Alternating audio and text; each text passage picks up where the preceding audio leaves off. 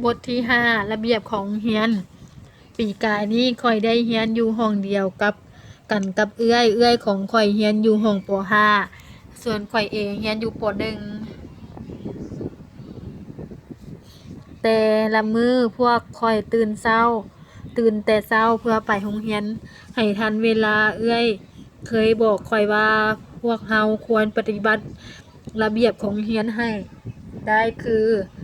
ทุกคนต้องนุ่งเสื้อสีขาวผู้ชายต้องตัดผมสั้นนุ่งทรงสีฟ้าหรือสีดำเอาเสื้อเข้าในส่วนผู้หญิงจงผมยาวหวีและมัดให้เรียบร้อยนุ่งสิ้นสีดำและ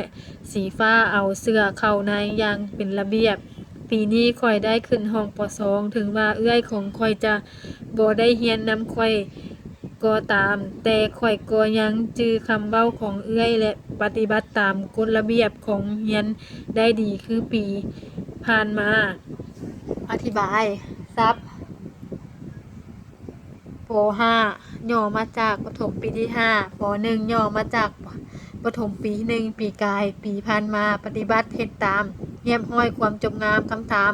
ปีกายนี้เอื้อยของเจ้าเรียนอยู่ห้องใดระเบียบสำหรับนักเรียนชายต้องเฮ็ดแนวใดระเบียบสำหรับนักเรียนหญิงต้องเฮ็ดแนวใดอ่านเป็นคำและวลีสั้นยาวขาวดำฟ้าดีตื่นแต่เช้าปฏิบัติระเบียบเสื้อสีขาวทรงสีฟ้าอ่านเป็นประโยคปีกายนี้ค่อยและเอื้อยเรียนอยู่ห้องเดียว